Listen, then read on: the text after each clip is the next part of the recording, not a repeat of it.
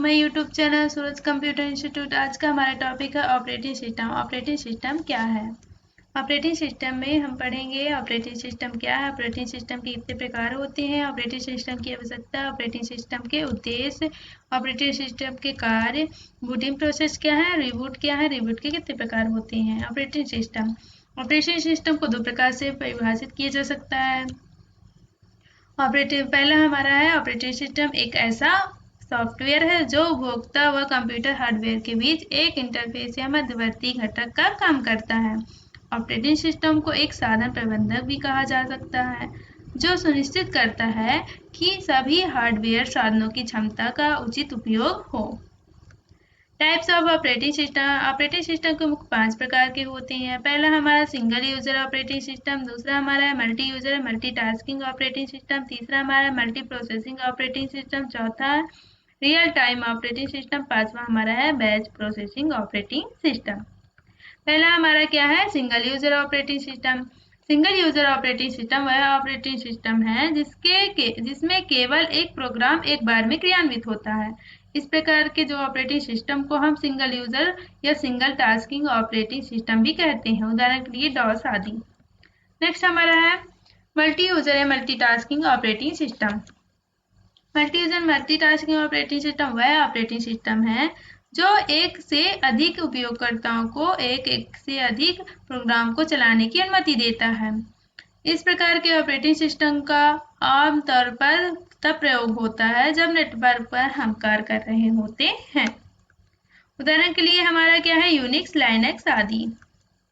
Multi processing operating system. Multi processing operating system में दो या दो से अधिक प्रोसेसर एक दूसरे से जुड़े रहते हैं। इसमें एक ही समय में एक से अधिक निर्देश विभिन्न प्रोसेसरों में क्रियान्वित किए जाते हैं या एक के बाद एक क्रियान्वयन किया जाता है जो कि एक ही प्रोग्राम से प्राप्त हुए हों। मल्टी प्रोसेसिंग में कंप्यूटर की कार्य क्षमताओं में भी वृद्धि होती है। नेक्स्ट हमारा है रियल टाइम ऑपरेटिंग सिस्टम।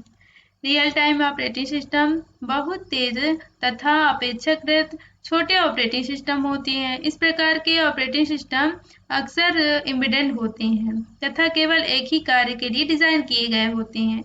इनका उपयोग सामान्यतः मेडिकल जांच उपकरण, लाइफ सपोर्ट सिस्टम, वैज्ञानिक उपकरण, औद्योगिक से तबोट तथा मोबाइल फोन जैसे उपकरणों में होता है। नेक्स्ट हमारा बैच प्रोसेसिंग ऑपरेटिंग सिस्टम।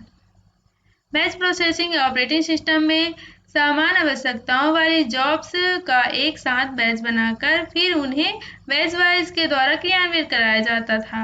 अतः प्रोग्रामर अपने ऑपरेटर को देते थे कि ये ऑपरेटर उन्हें बैच में व्यवस्थित कर प्रत्येक को क्रियान्वित करते थे।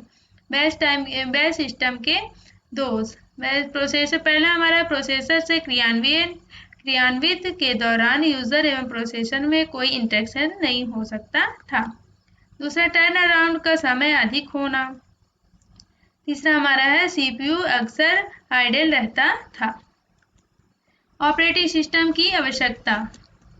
ऑपरेटिंग सिस्टम के आरंभ होने के बाद लोड होता है। जो ऑपरेटिंग सिस्टम होता है आरंभ होने के बाद ही लोड होता है। कंप्यूटर सिस्टम के बूटिंग के लिए यह अत्यंत आवश्यक सॉफ्टवेयर है। यह न केवल सिस्टम की बूटिंग के लिए बल्कि दूसरे एप्लीकेशन सॉफ्टवेयर और यूटिलिटी सॉफ्टवेयर को चलाने के लिए भी आवश्यक होता है। ऑपरेटिंग सिस्टम के उद्देश्य। ऑपरेटिंग सिस्टम के मुख्य दो उद्देश्य है। पहला हमारा यूजर व कंप्यूटर के बीच एक इंटरफेस प्रदान करना जिससे कंप्यूटर को काम में लेना काफी आसान हो जाता है। नेक्स्ट हमारा है कंप्यूटर के उपयोग को आसान बनाने के साथ ही ऑपरेटिंग सिस्टम यह भी सुनिश्चित करता है कि हार्डवेयर की क्षमता का उचित उपयोग हो। Functions of operating system. Computer की ऑपरेटिंग सिस्टम के कार्य तथा विशेषताएं। I/O यानी इनपुट आउटपुट ऑपरेशंस। रन होते समय प्रोग्राम को इनपुट आउटपुट की आवश्यकता हो सकती है। ये इनपुट या आउटपुट I/O की किसी फाइल या इनपुट आउटपुट डिवाइसेस से हो सकते हैं। इनपुट या आउटपुट क्रिया के क्रियान्वयन, कंट्रोल और सुरक्षा का समस्त कार्य ऑपरेटिंग सिस्टम करता है। Work as a resource allocator. Multi programming और मल्टी यूजर सिस्टम में एक ही समय में कई सारे रिसोर्स को जॉब्स के बीच शेयर करना होता है, जो कार्य ऑपरेटिंग सिस्टम के द्वारा ही नियमित किया जाता है। नेक्स्ट हमारा है फाइल सिस्टम मैनिपुलेशन। इसमें फाइल से डाटा को रीड या राइट करने तथा फाइल को क्रिएट या डिलीट करने संबंधी कार्य आते हैं। फिर है हमारा error detection. Operating system computer को लगातार हो सकने वाली त्रुटियों से सचेत करता है। ये एरर सीपीयू, मेमोरी, हार्डवेयर डिवाइसों या इनपुट या आउटपुट डिवाइसेस में हो सकती हैं। ऑपरेटिंग सिस्टम की यह ड्यूटी है कि जब भी कोई एरर आए तो वह उसकी जानकारी मैसेज के माध्यम से यूजर को उपलब्ध कराए ताकि त्रुटि को दूर किया जा सके। नेक्स्ट हमारा है कम्युनिकेशन। कई बार कंप्यूटर में रन होने वाली प्रोसेस को एक दूसरे से कम्युनिकेशन की आवश्यकता होती है। यह कार्य ऑपरेटिंग सिस्टम के द्वारा नियंत्रित किया जाता है।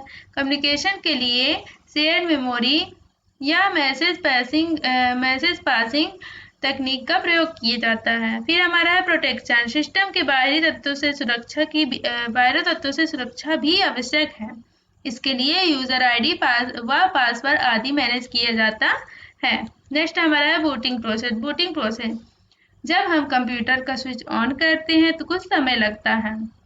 जब कंप्यूटर हमारे लिए तैयार हो पाता है तो कंप्यूटर को ऑन करने तथा इसे काम करने की स्थिति में आने तक के समय में होने वाली भी प्रक्रिया बूट प्रक्रिया ने बूटिंग प्रोसेस कहलाती है।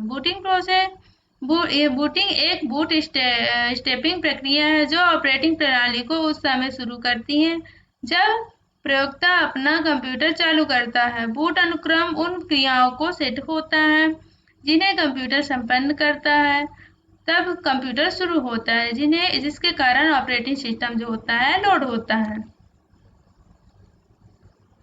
रिबूट क्या है? रिबूट जब हम कंप्यूटर पर कोई काम कर रहे होते हैं तब एक कंडीशन आता है कि कंप्यूटर अचानक से स्लो हो जाता है और हैंग हो जाता है। इसको दोबारा से ठीक करने के लिए हमको कंप्यूटर से ही रिस्टार्ट ऑप्शन द्वारा कंप्यूटर को दोबारा प्रारंभ करते हैं। इस प्रकार इसे रिबूट कहा जाता है। रिबूट के टाइप्स ऑफ रिबूट कितने प्रकार के होते हैं? प्राय कंप्यूटर उपरोक्त निर्देशों के अनुसार स्टार्ट होता है। कभी कभी कंप्यूटर अचानक स्टार्ट हो जाता है या फिर कंप्यूटर अचानक रुक जाता है। ऐसी स्थिति में हम कंप्यूटर रिस्टार्ट करना होता है। रिबूट की करने की दो विधियां होती हैं जिन्हें हम कोल्ड तथा वार्म रिबूट कहा जाता है। पहला हमारा है कोल्ड रिबूट। कोल्ड रिबूट को हार्ड रिबूट, कोल्ड बूट या कोल्ड स्टार्ट के नाम से जाना जाता है। यह तब होता है जब कंप्यूटर का पावर ऑफ होने के बाद ऑन हो जाता है या प्रोसेसर को रीसेट बटन दबाया जाता है। यह बगैर शटडाउन प्रोसेस संपन्न किए हुए कंप्यूटर को रिस्टार्ट कर देता है। यह पावर चले जाने, दुर्घटनावश या जानबूझकर भी हो सकता है। फिर नेक्स्ट हमारा वार्म रिबूट। वार्म रिबूट को सॉफ्ट रिबूट भी कहा जाता है। यह सॉफ्टवेयर कंट्रोल के अंदर कंप्यूटर को बगैर पावर ऑफ किए हुए या रीसेट बटन दबाए हुए दोबारा शुरू करने को कहा जाता है। इसे प्राय नियोजित शटडाउन तथा मशीन के रीस्टार्ट होने से व्यक्त किया जाता है। Control plus alt plus del कुंजियों का जो समायोजन होता है रिबूट के लिए ही डिजाइन किया गया है।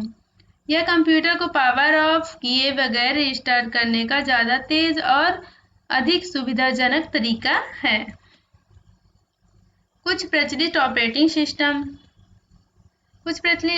सिस्टम है जैसे बाजार में आजकल कई प्रकार के ऑपरेटिंग सिस्टम का प्रचलन में है, जैसे DOS, Windows, Linux, Unix, Mac operating इत्यादि। ना जाने कितने ऑपरेटिंग सिस्टम हैं और सभी के अलग अलग संस्करण हैं। कुछ जो अत्यंत प्रचलित ऑपरेटिंग सिस्टम है उनका यहाँ विवरण दिया जा रहा है। पहला हमारा है MS डॉस। MS डॉस का पूरा नाम होता है माइक्रोसॉफ्ट डिस्क ऑपरेटिंग सिस्टम। ये सबसे अधिक लोकप्रिय सिस्टम है जो माइक्रो कंप्यूटर में प्रयुक्त होता है। सन 1884 में इंटेल 80,286 प्रोसेसर युक्त माइक्रो कंप्यूटर विकसित किए गए। तभी MS-DOS 3.0 और MS-DOS 4.0 वर्जन का विकास किया गया। माइक्रोसॉफ्ट के इस ऑपरेटिंग सिस्टम को डॉस कहा जाता है क्योंकि यह अधिकतर डिस्क से संबंधित इनपुट या आउटपुट कार्य करता है। नेक्स्ट हमारा है विंडोज। विंडोज जो होता है, डॉस एक ऐसा ऑपरेटिंग सिस्टम था जिसमें टेक्सचुअल यूजर इंटरफेस होता था। इस ऑपरेटिंग सिस्टम में निर्देशों को टाइप करने की असुविधा को समाप्त करने के उद्देश्य से माइक्रोसॉफ्ट कंपनी ने एक नया प्रोग्राम विकसित किया जिसका नाम था विंडोज था। यह प्रोग्राम ग्राफिकल यूजर इंटरफेस की सुविधा प्रदान करता है और निर्देशों को प्रतीक के रूप में प्रदर्शित करता है, जबकि विभिन्न एप्लीकेशन प्रोग्रामों को आयताकार बॉक्स में प्रदर्शित करता है, जिन्हें हम क्या कहते हैं, विंडोज कहते हैं, जिन्हें विंडोज कहते हैं। इस इंटरफेस में सभी प्रोग्रामों को स्क्रीन पर विंडोज के रूप में प्रदर्शित किया जाता है, अतः इसका नाम विंडोज रखा गया। नेक्स्ट हमारा है लाइनक्स।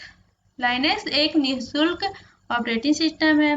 इसका विकास लाइनक्स टॉरवेल्ड्स ने सन 1991 ईस्वी में किया जब वह हेलसिंकी विश्वविद्यालय यूनिवर्सिटी ऑफ हेलसिंकी के छात्र थे। टॉरवेल्ड्स ने कर्नेल लिखने के साथ लाइनक्स के विकास की शुरुआत की। कर्नेल लाइनक्स ऑपरेटिंग सिस्टम का मुख्य भाग है जिसे इसका हृदय कहा जाता है। फिर हमारा है मैकिन्टोश ऑपरेटिंग सिस्टम।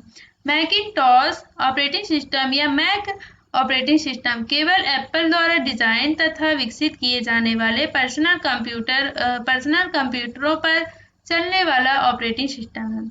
यही इस ऑपरेटिंग सिस्टम की सबसे बड़ी कमजोरी है। इसके बावजूद कई क्षेत्रों में यह पहली पसंद है। इसका सबसे नवीन संस्करण या version Mac X Leopard operating system है। इसमें पिछले संस्करण वर्जन की अपेक्षाकृत कई नए फीचर्स हैं, जिनमें फाइलों को व्यवस्थित करने का नया तरीका, इंटरनेट से संबंधित विशेष फीचर्स शामिल हैं।